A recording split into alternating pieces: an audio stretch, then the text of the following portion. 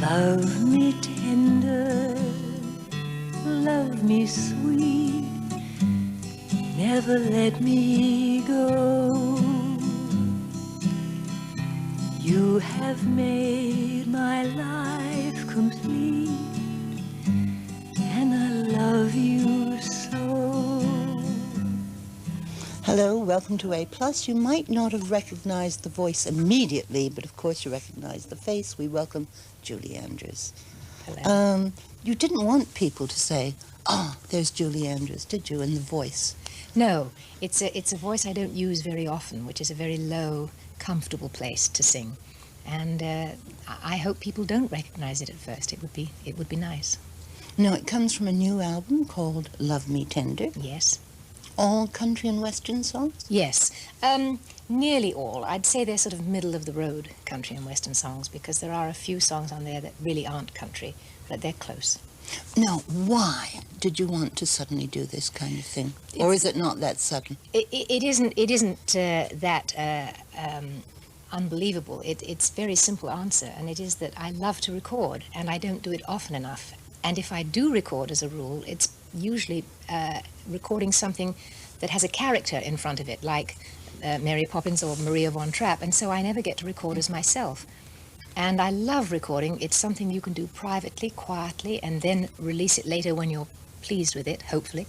And when I was sort of talking to Blake about it one day, he said, well, why don't you go ahead and try it and do it? If you Blake, want to your record. husband? My husband, yes.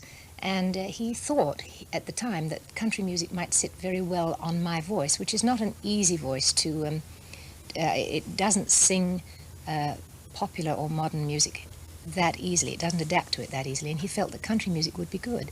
So I went down to Nashville and found a wonderful producer called Larry Butler, and he just literally spent a lot of time with me, and the album is the result.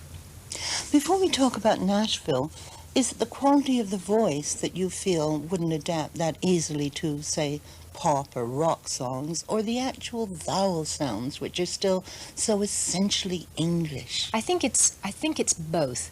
I have a very sort of clear voice and a sort of almost white and thin in a way, and also my diction is so crisp.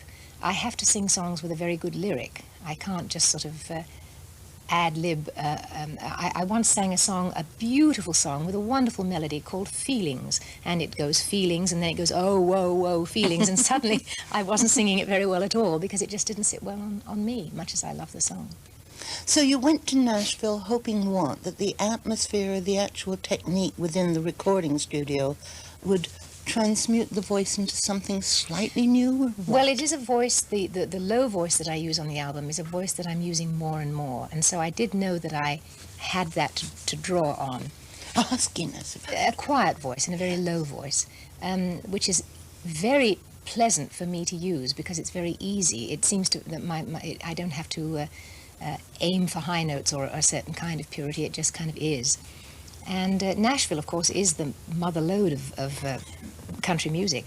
And since Larry Butler, the producer, lived in Nashville and he said, come on down, that's exactly what I did. But I'm wondering if just walking around the streets of Nashville does something to you in your interpretation of their storytelling songs, aren't they? Western yes, they are, songs. and they're very much from the heart. They may sound a little hokey or sentimental, but they're not when you're there. Mm-hmm. They really come. People are not ashamed to say or to sing what they're feeling. And yes, I guess I did absorb a lot while I was down there. I certainly listened to so much music while I was down there that... What, live music, you mean? No, I just listened to an enormous amount of country music, records and things like that. I kind of... it was Larry's idea that I should just immerse myself in it for a good 3 or 4 days, and that we should then pick songs from that. No. The funny thing is, people, well, somebody like me, you think of walking into a studio and knocking off an album in a day. You said 3 or 4 days. Surely it takes longer than that. Oh, that was just the preliminary work. It didn't take as long as you would imagine, because country music is very much made on the spur of the moment. There were no orchestrations that were pre-written or anything like that. We literally made music the evening we went in to record, which actually was very good for me, because I'm rather a careful person, and this made me loosen up. Do you mean that your musicians were sort of ad-libbing, let's see what happens? Yes, we said, we're going to do so-and-so tonight, guys. And one of them said, well, what key? And they said, oh, any old key, what's comfortable? And I said, yeah, but I think that, no, you just sing in our key. And so I did. How terrifying! That was very good for me. And then they said, well, I'll play this and you play that, and why don't we do a bit here, and we'll do another chorus, and let's try it. And we'd put one up and try it, and then if we didn't like it, we'd do it a little better or something like that. Do you know, after all those years of a very tightly disciplined pit orchestra on Broadway, had to be, and of course in Hollywood, the orchestras are it's all pre-recorded. All pre-recorded. Was this the first time in years that you had fun singing? I would say I always have fun singing. I have to be truthful. It is a joy to be able to sing with an orchestra. But yes, it was the first time I was able to have fun without anybody judging it in any way. I was really doing it for me first, and we were just having fun. Would you like to keep on doing that, sort of flying the way you want to fly? Well, I think anyone's ambition in life, especially as you get older, is to fly as you want to fly in many things. But I don't suppose it's completely possible. It depends on the nature of the work you're doing. One always hopes to sort of make it look easy. But I think probably if I'm doing a film, it would be hard to fly like that. One would have to pre-record. One would have to do it. And yet you strike me, your whole professional history strikes me as one of somebody who wants to take risks. I think you're right about that. I do enjoy taking risks. I don't like to repeat myself because that's something I've already tried or done. I think one obviously does eventually repeat oneself because of a certain amount of character comes through, and one does repeat oneself.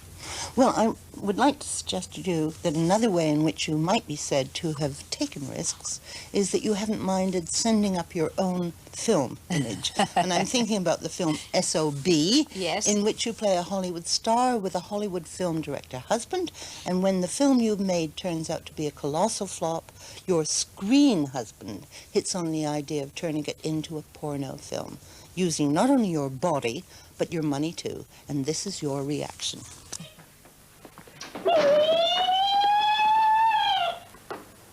I must warn you, my hands are lethal weapons.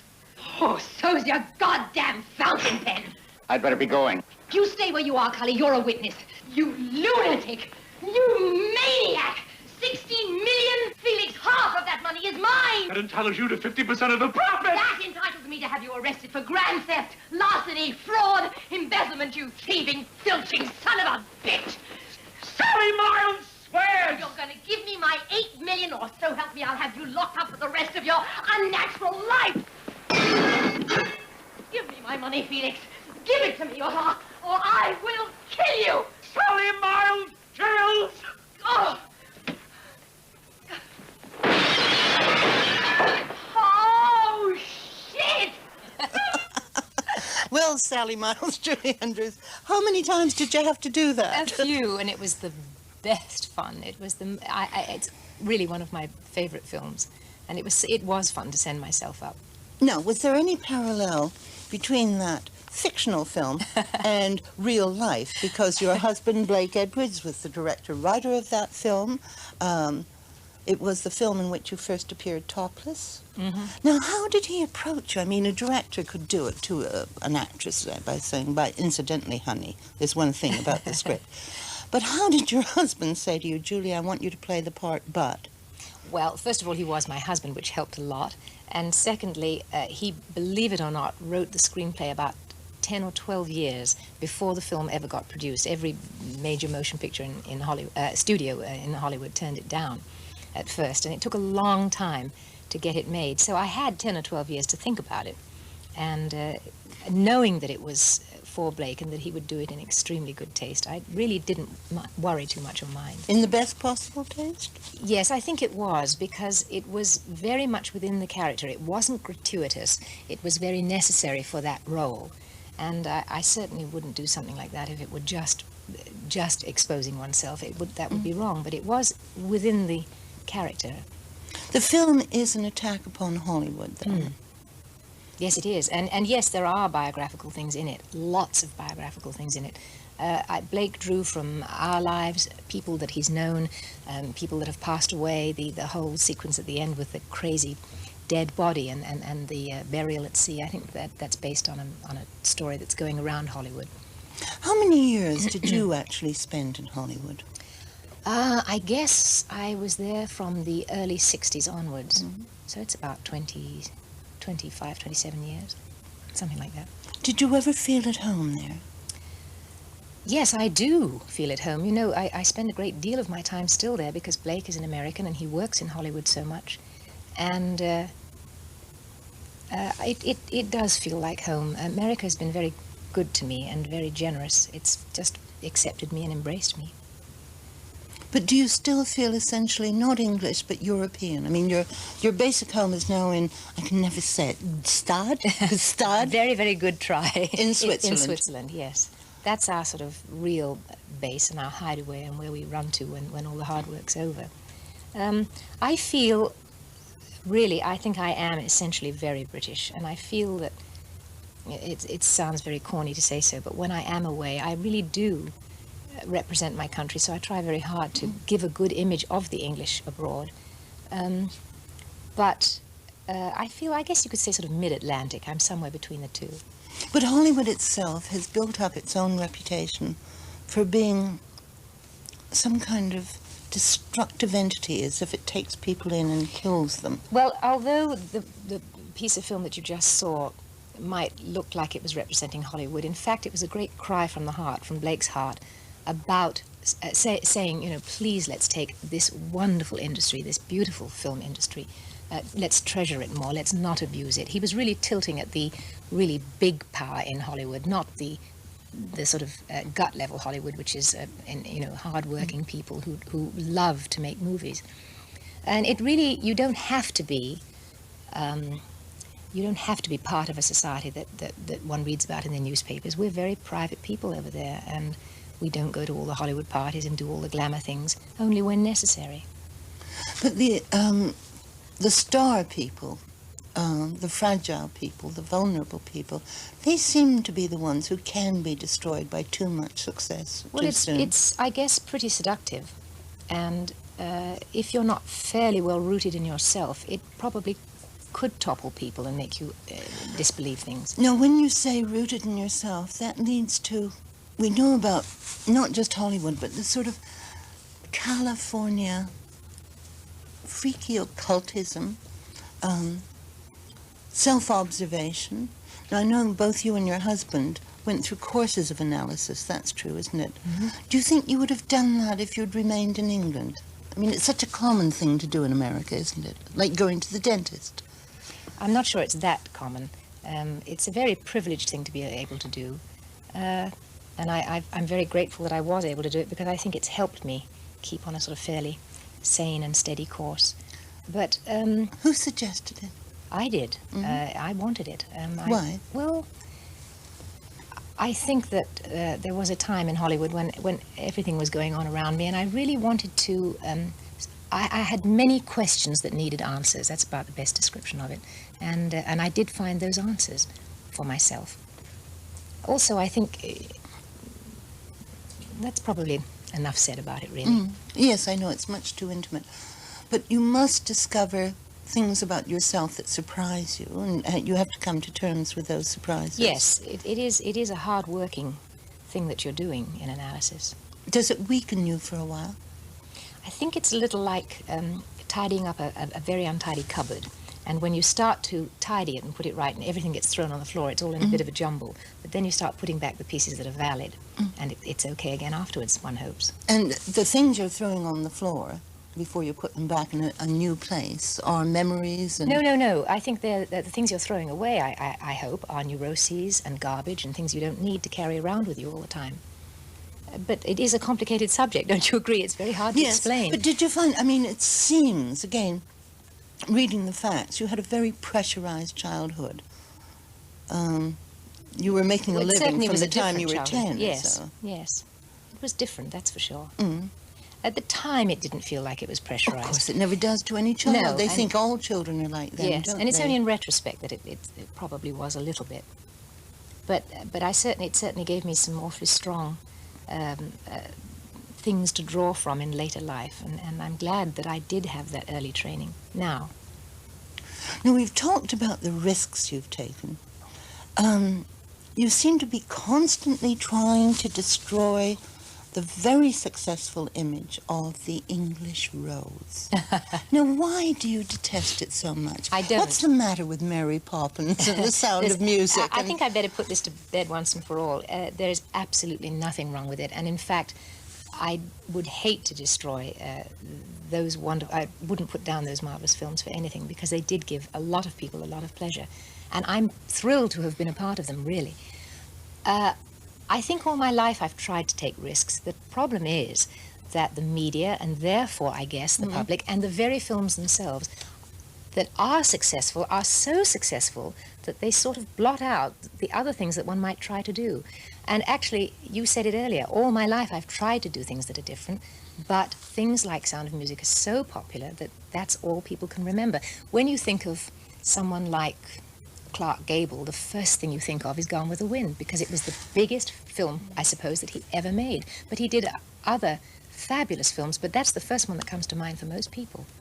How does it feel to be not famous, not a celebrity, but truly a star, and to know that you are adored by thousands of people? I know there was a lady in Cardiff who saw Sound of Music 334 times. Yes, I heard about that lady. Yes. Yeah, amazing. It's a burden on you, isn't it?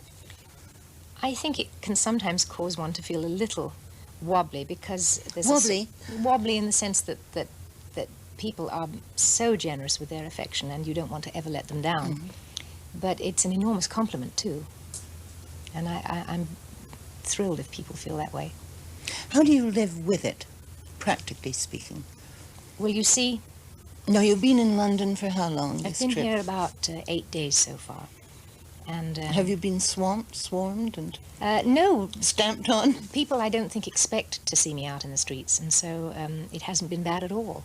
And you really can be as private as you want to be, as long as you don't go dashing around and showing yourself in nightclubs and things like that, or restaurants or whatever. And I know nice quiet places to visit. You sound as if you're very disciplined. I think I am. I think all that early training made me very much. So you always have been. Yes, I think so. Well, probably not in my teens, but I grew to be, yes. Now, when you were cruelly, I think, passed over for the film version of My Fair Lady, and it was given to Audrey Hepburn, that must have been a testing time for every kind of reserve, discipline, whatever you want. Well, No foot stamping at all? Oh, yes, I used a few very healthy four-letter words, I can assure you. But I really was not a movie star in those days. I did not make films. I was only known on Broadway. And, of course, I could well understand why they would But want... Audrey Hepburn was not a singer, so... No, but she was an Fair. enormous box office star, and I do think she did a marvelous job in the film. Did you feel like that then? You know, I understood it better then than I do now. As the years have gone by, I wish very much that just once I had been able to record that beautiful play for myself. But at the time, I really did understand. I mean, I didn't expect to make films in those days, so what came later was a complete wonderful surprise. But you see, what a wonderful, joyous thing it must have been when Walt Disney... Well, he'd never created... Aside from Mickey Mouse, he'd never created a star, had he? Made you... Mary Poppins, Julie Andrews took over the world. Part of you must have been saying, I knew I could do it. Well, it was wonderful compensation, that's the best way to put it, for missing How out on. polite. No, it was. I mean, who could be luckier than that? I mean, to miss out on something, that's one thing, but to then have And something... then top something. Well, to have something given back is wonderful. Can I ask, did you and Audrey Hepburn become acquaintances, Yes. if not friends? And did you discuss it? Yes, we have. In fact, we're good friends. She also lives in Switzerland, and we see each other Isn't quite that a bit. funny? Why do you think the English stars flee to Switzerland that way? Not just tax, I'm not saying that. Because it's very beautiful. We visited Switzerland for a vacation about 16 years ago and fell in love with the place that we were staying, and we bought a holiday home there. And it was only later that we decided we'd like to live there permanently. Now tell me about your family. It's a very complicated family. You have a daughter from your first marriage. Well, it's very simple. All you have to do is say that we have his, You and Blake. mine, and ours. Yes. So you have one daughter, though, from your first marriage. Mm-hmm. And that's Emma, is that Yes, Emma? and she's 20 years old. You have two stepchildren from Blake's first marriage. Right, and they're older than Emma. Are they boys or girls? It's a girl and a boy. Jenny is, I think, 26, and Jeff is 23. And now you have two adopted children, Vietnamese orphans. Yes. Are they both girls? I know one is Amy. One is Amy and the other is Joanna. They're both girls. Now, that is complicated. How do you integrate those people into a family unit? Because your family is terribly important to you. First of all, you have to ask the older children whether they would mind your adopting children. And to all the children's credit, they were exceedingly generous. They thought about it, and they just gave us the wonderful go-ahead to go do it. So we did it as a family, and it isn't such a hard thing to do. I was more frightened before than I ever was after, because it is just the doing that's fearful. Afterwards, you just take it a step at a time. Were you frightened before because you have the chance of saying no? It's not like having your own baby where nature is going to take its course. I wasn't sure what cultural things or problems I might get into, since the children did come from Vietnam, and since I had never adopted before, I wasn't sure if I would run into any problems. I can only tell you that I don't even think of the children as being adopted, that all one's instincts just respond anyway, and they really are just our family now. It is only fear itself that you have to fear at the beginning. What was the driving motivation that made you want to adopt these children? Very simple. I wanted children, and so did Blake, and we weren't getting successful ourselves, and so I thought that it would be wise to adopt, and so did Blake. And we adopted the one, thinking perhaps that we would adopt in a couple of years another child to grow up alongside the first one, and then our source, the orphanage that we adopted from, was in Saigon, and that Saigon began to topple at the end of the war. But did you adopt Vietnamese orphans because there were no available babies in America, or was it some amorphous guilt left over from the American war? I don't think it was that. I think it was any child that crossed our vision would have been just fine, but we knew of this agency, and we also knew that it was quite a quick adoption, and we were anxious to do it.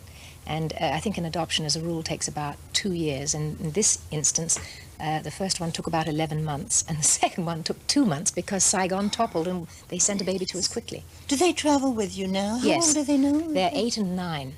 And I adopted Amy when she was 5 months old, and Joanna when she was 2 months old. And I don't know where the 8 years have disappeared to.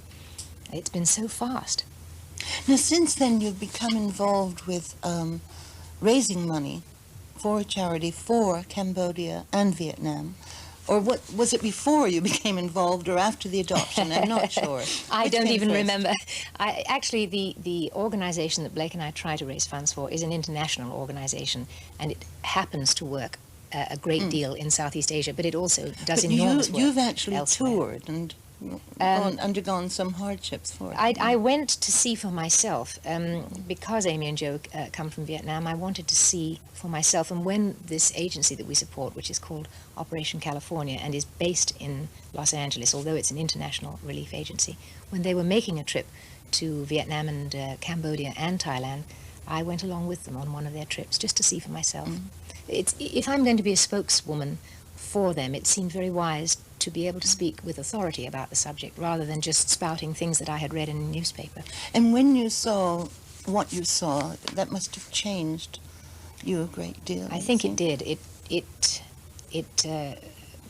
could say anything you like. It devastated me. It stood me on my head. It changed my life. It certainly put an enormous amount of my life into proportion. Because the things that I saw were not pleasant, and people really are hurting over there. The humanitarian problems are unbelievable. I'd never been to a third world country before, so for me it was quite a shock. Does it make you a little impatient with the rest of us who complain about a late bus or something like that? What I think makes me impatient a little bit is that I wonder when the world is going to start looking upon itself as a large family rather than dealing with isolated countries. I know it's a dream and a vision, but it's got to happen one of these days. And there's no, unfortunately, I don't think, in spite of that statement, there's no real global solution. I think people should do what they can, where they can, for whom they can. You know, it strikes me that you have an enormous amount of energy. We've talked about your discipline. Is that just a facade, something that's been built up over the years? Or is this really you? No, I think I am blessed with some energy, and a lot of it. But I've also learned how to pace myself and to take care of myself since How do you look after yourself? Because Well- here you've been working so hard for the last 3 days. I know you were up at 5:30 yesterday. 4:30 yesterday. 4:30. I'm not That's gonna- no way to treat a star. No, listen, it was one day, that's no big deal. I exercise, I eat sensibly, and I try to rest as much as I can, when I can. What would be your very ideal day? If some Mary Poppins came down and said, "Well, Julie Andrews, you can have an ideal day." It would encompass so many things, and it would depend on the kind of ideal I was feeling like. An ideal day would be to sing with a wonderful orchestra and have the freedom of experimenting and playing with it. Another ideal day would be to be in the country with the kids and perhaps go to see a wonderful ballet company in the evening, something like that. That would be a relaxing ideal day. I can think of many others. So you would have not an ideal day, but an ideal week. Oh, yes, I have a lot of days that I could suggest making ideal. Is there anyone in this world that you envy? No, I don't think so. I may envy a quality in somebody that I wish I had, or something like that, but perhaps as I'm getting older, I realize that if I really want something, it's up to me to do something about it. And I really don't envy anybody. Why should I? I mean, I've had so very much. So to what moment in your life, what quirk of fate or haphazard happening would you put down the moment that set you on to this very enviable road? There have been a series of phenomenal pieces of good luck in my life. They've passed my way at exactly the right time, and I happened to be there to be able to pick up on them. But I don't think, other than those wonderful moments of timing, which of course contributed a lot, I think it's just a whole mass of things that have contributed to this. If it hadn't been for the early work and the discipline, I might not have been ready when the other things came along. It's hard to say. I know that going to America for me was an enormous, big stepping stone to broadening my horizons in work and in my life and everything. Well, I'm very glad that you happen to be in England for this interview. Thank So you am I. very much. Thank you, Julie Thank Andrews. you. And while we listen to Love Me Tender, and the lower voice belongs to Mr. Johnny Cash from your new record, let me remind all of you watching that A+ will be back again tomorrow at 2, and we'll be talking to the singer Elizabeth Welsh and holding the finals of the special competition we've been running with TV Times. Do join us then. Goodbye. Love me tender, Love me true, all my dreams fulfill. oh my For my darling, I love you, and and I I always will.